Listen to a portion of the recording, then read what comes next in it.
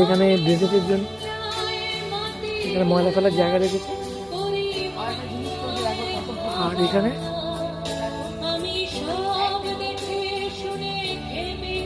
এটা তার মধ্যে এটা দেখেছে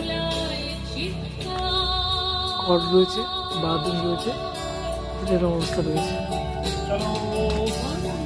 আচ্ছা ওই ঘরটা কিসের? ওই ঘরটা ওইদিকে ঘর না না ওই ভিতরে ওইদিকে যে ঘরটা,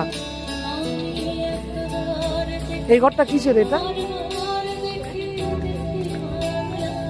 এখানে গেট রয়েছে, এখানে ঘরের ব্যবস্থা হয়েছে, কোনো মন্দির, ওটা বলতে ভিতরে মন্দির আছে।